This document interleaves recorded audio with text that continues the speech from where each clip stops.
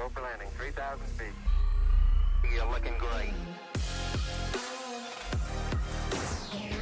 This is the podcast where inspiring leaders share their stories to empower you, unlock your potential, and create a winning mindset for your future. My name is Luke Murfitt, the UK Entrepreneur of the Year, and my co-host is thought leader Kim Adele. Welcome to Global Futurists.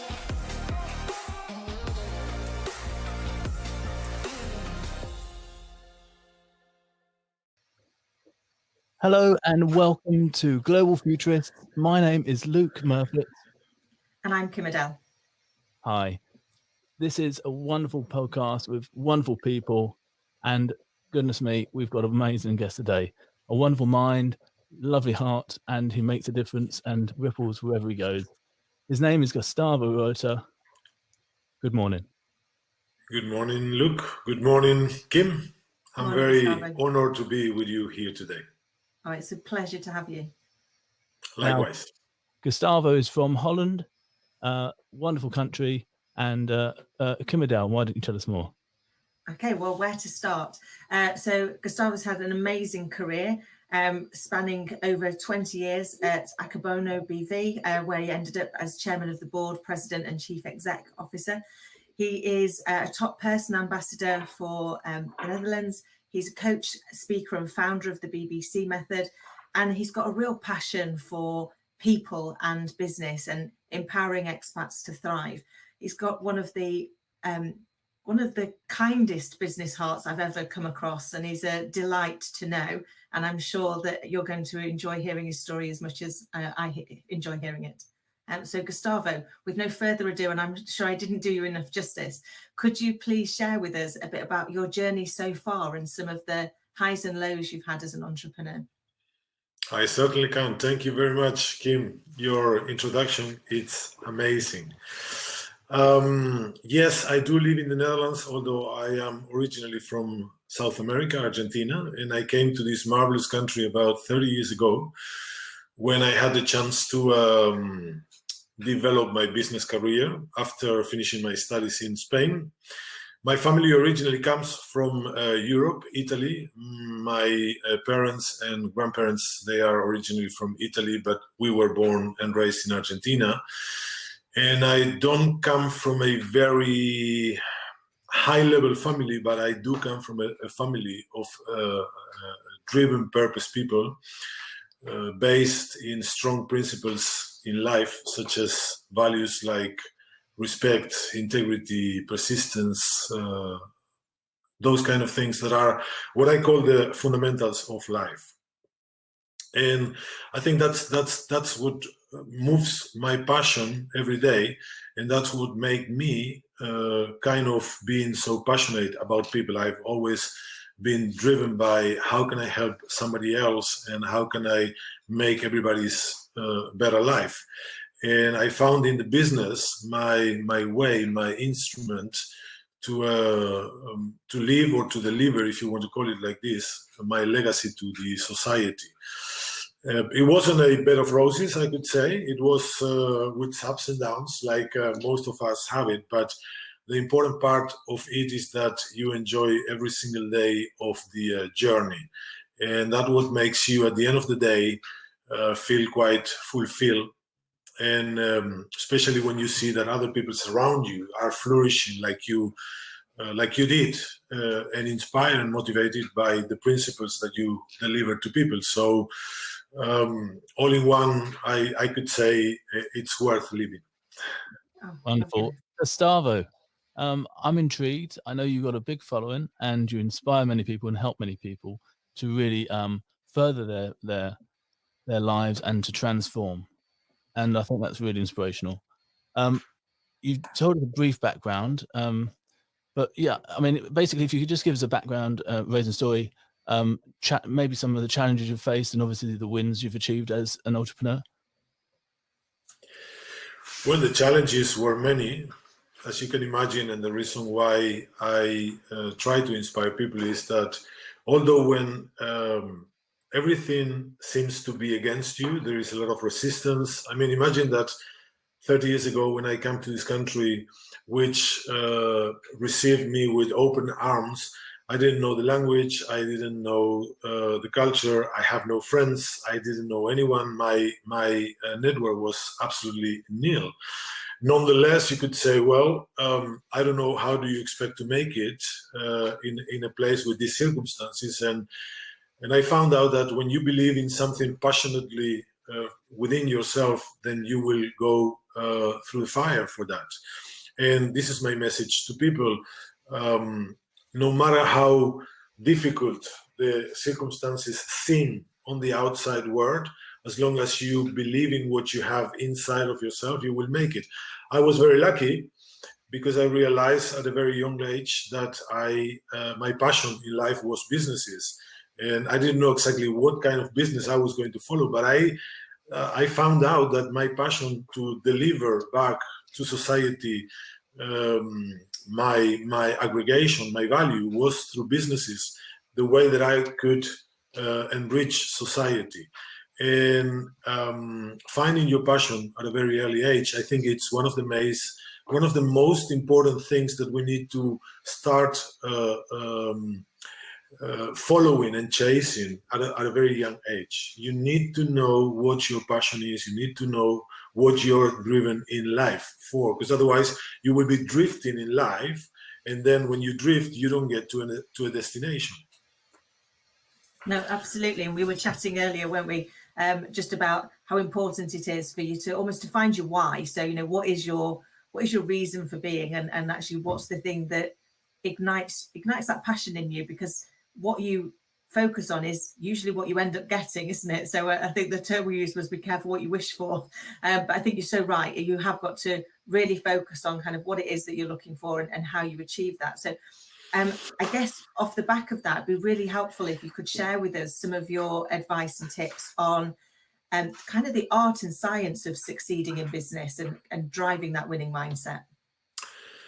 Well, when I always go and coach corporations, I always, as we were chatting before, I always said you need to focus on the most important resource that your company has, which is the human resources you have. Okay, and about the arts and the science of the businesses is, to me, I see life in a compound of two important things, which are your personal development and your business. Whatever the business is, and I don't mean you need to be the most successful business person. You could also be someone within an organization. Could be a secretary, could be a receptionist. You are important within that. And to me, the art and the science of the businesses is that as a business owner, as a business responsible, as an entrepreneur, what you need to understand is that you are here and your business is important to deliver something to society. And basically, you can never miss that out of your sight, because basically what happened is that you have a present business, which is the business you are running, which brought you until you are here today. But then you need to keep evolving. Nowadays, we use much more the word of disruptive. What does that disruptive word mean? Is that you need to think what's going to be the next step that your customers will be needing in the future from you, so you could keep fulfilling that need that your customers needs. Yeah. So the art and the science of the business is a very strong human resources component, being aware of that, because the most you invest in yourself and in your people is the more successful you're going to have a business, people that will go through the fire for that businesses. And secondly, make very clear to your customers and to your suppliers and to your business partners that they are as important as your business to them, and that you are taking care of the next step of the business. You do run the business nowadays, but you need to know where you go. Once again, if you don't have your destination clear, you will never be able to get to any destination. And then the next destination is thinking in advance. Yeah.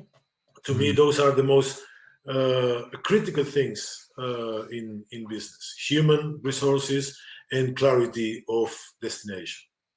Human resources and clarity of destination. Yeah, absolutely. So for myself, what will you recommend businesses? Obviously, we want to know you've done some great things in the past. You're doing some great things now. What exactly are you doing to tune people in now for the future? Where do you see business going? What's your vision of the future of business during this current crisis, as they call it? But what would be your advice to people and businesses and leaders listening now, and how can they be true leaders at this time? Well, it's a wonderful question, the one you have, because although with this present situation that we are going through seems to be quite against us, I took it as a very good chance to really recalibrate your situation, reboost your situation. And what I would say to the people is more related to what I said before, no? Where do we want to be in the next step, in the next chapter? Because there is no doubt that this is going to be a next chapter for all of us. And you can either see this as a setback, or you can see this as a wonderful opportunity to grow, to renew your business, to rethink yourself. I think that most of the time that I'm spending with my customers now on the conferences is that how do we strive to create a wonderful awareness future for our business, for our companies, for our clients. And they are coming with such a wonderful ideas, because now they are starting to realize that now is the time to take all those kind of little things that they couldn't or they didn't have the time before to do, and they are so important. And when they turn them back to the businesses, those kind of little steps will make a big whole out of it, and it will make a difference to the new business world.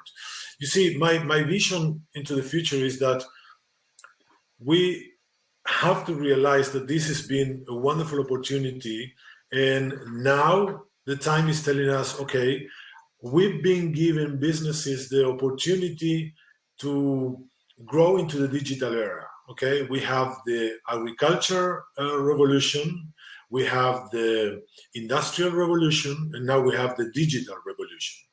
The point is that we've been, like I may say, since 2000, we have like 20 years of getting used to it. But nowadays, today, the time, the situation, the technology says, okay, now it's clear that I came to stay. Now it's clear that you need to adapt, because there is so many good things that we will do together. Okay. I mean, why don't you invest your time in, rather than commuting, letting your people talk more to your customers, letting your people understand more? Because instead of being in a car 1 hour back, 1 hour forwards, why don't you just take the time to take to your business, partners, suppliers, clients, and really, really let them with the impression that you do care for them, for the businesses. What is it, what they will be needing into the future? How can you be prepared in order to service more to them? Yeah. It's an amazing opportunity. So my vision is we will be growing at a faster step than we used to do that. So the mindset that you will put into it is that, as I always said, my main mentor always referred to different passages of the Bible, not because he was religious, but he says it was a wonderful advice book, and he says, as you sow, so shall you reap. So if you understand that this is a wonderful opportunity to spread a wonderful mindset of growing, you are going to have a wonderful crop when the winter is over. Definitely. Fantastic. Really well put, as always. And I think you're right. I think this has given us all, I call it the moment of enforced pause, but it's given us all a chance to reflect and reevaluate and renew ourselves around the world that we're going to move into. Because I don't think we're going to move back, as you say, to what we had before. I think we're going to move forward into a new world that's got more augmentation of the way that we were working and the way that we're going to be working. And I know you and I have had some chats about the skills that are coming as part of the, what the World Economic Forum is calling the fourth industrial revolution, the augmentation of artificial intelligence and digitalization and technology design, which is coming. So is there any advice you could give us on how you're personally getting ready to lead in the world that we're moving into? Well, absolutely. As I said, I'm talking more and more with my clients, and I'm trying to make them aware of cooperating. How are we going to take over this new era?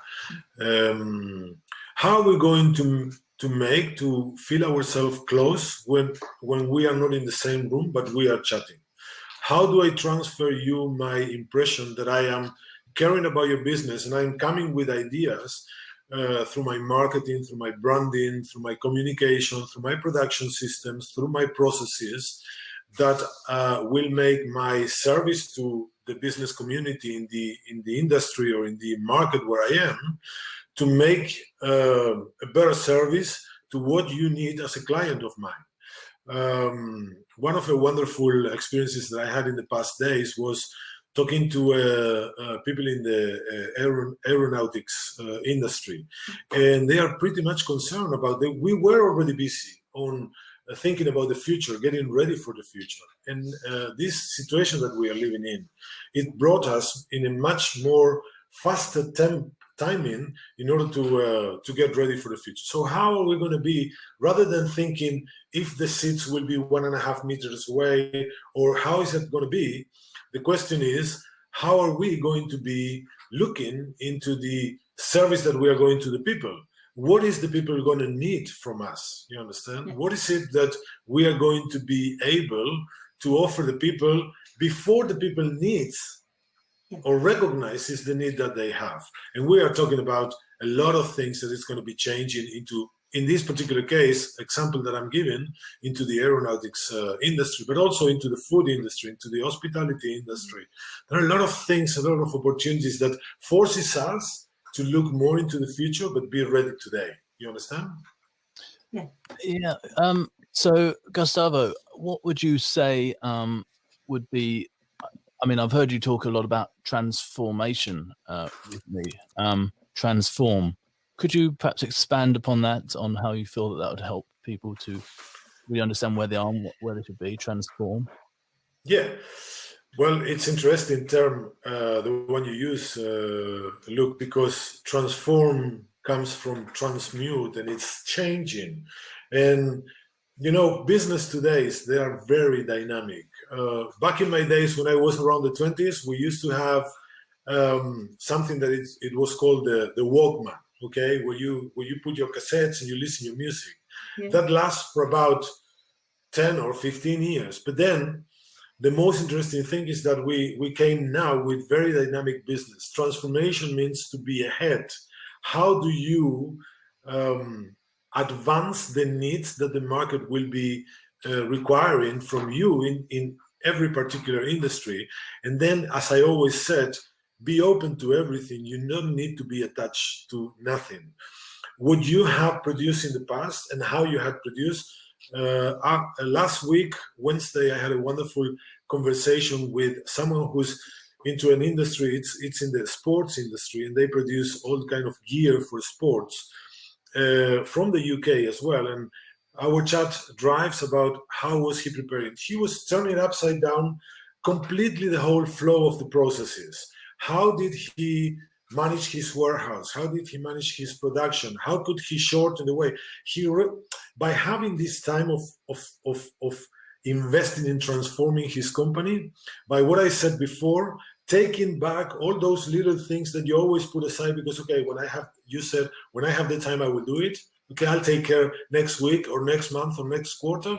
He realized that going through that process together, he says, wait a minute, I have over 3,000 articles in my warehouse that because they are less relevant from production of last years, obviously I put them on the sell out, but no one comes in. They are in the warehouse and they are using a terrible, an immense amount of space. So how do I do to optimize this, to maximize the resources that I have?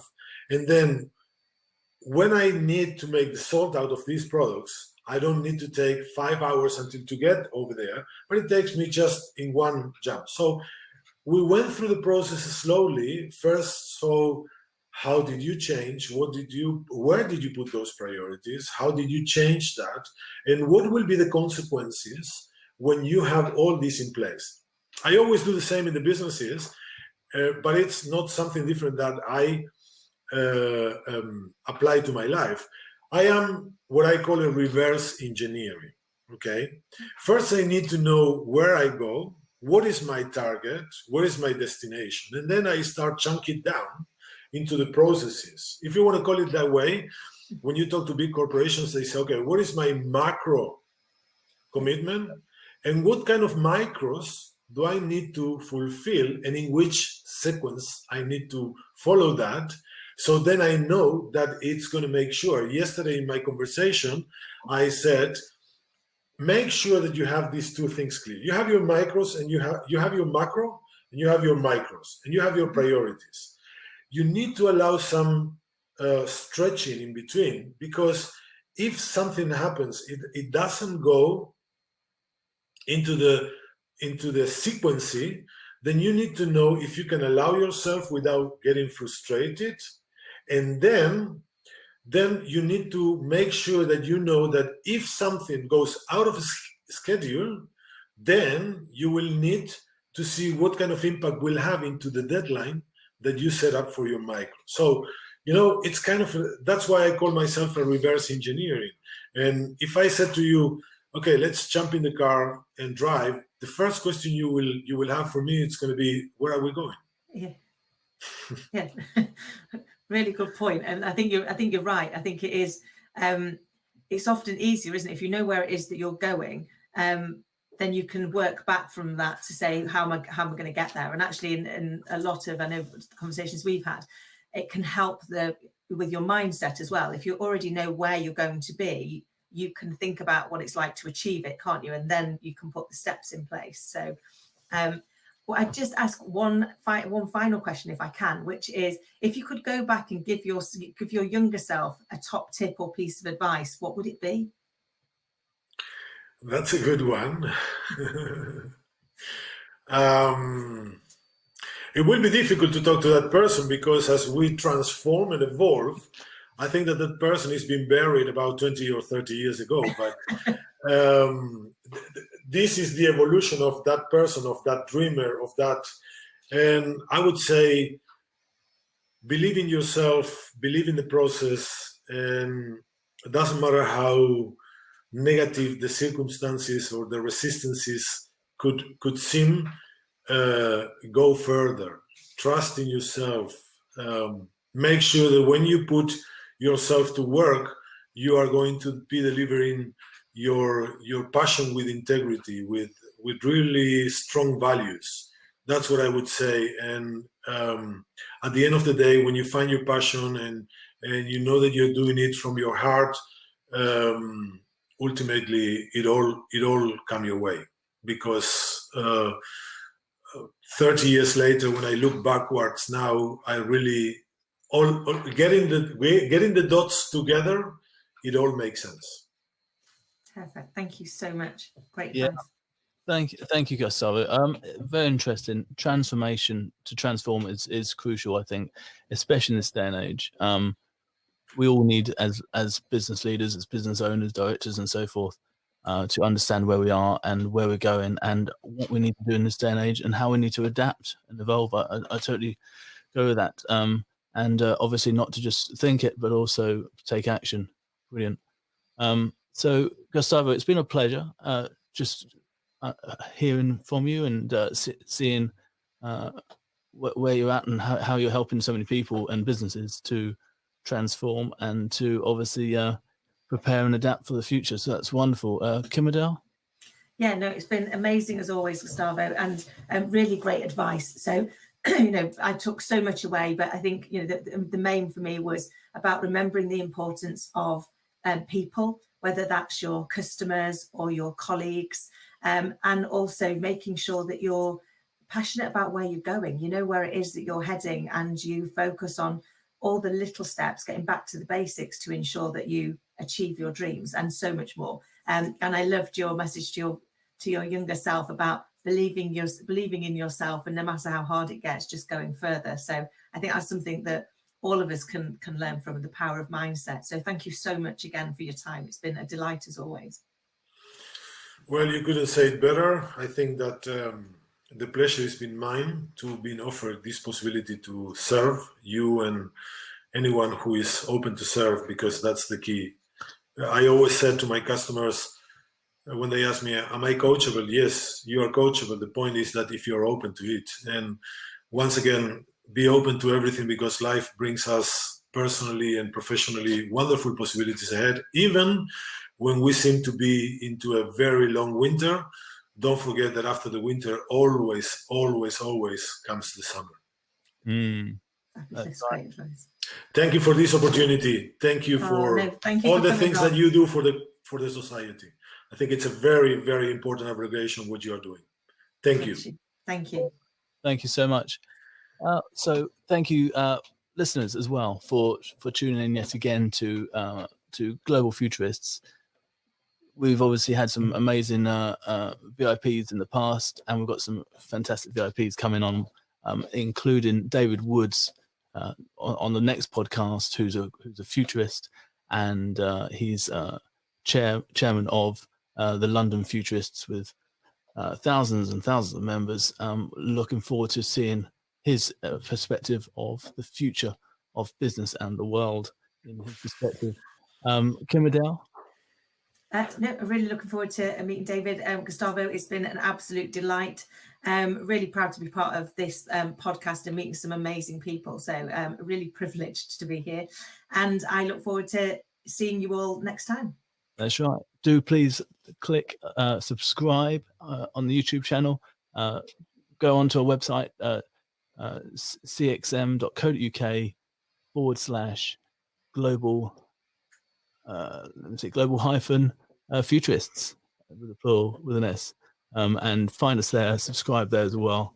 And we look forward to seeing you next time. Thank you. Thanks, Gustavo. Thank you very much. You have a wonderful day. And you.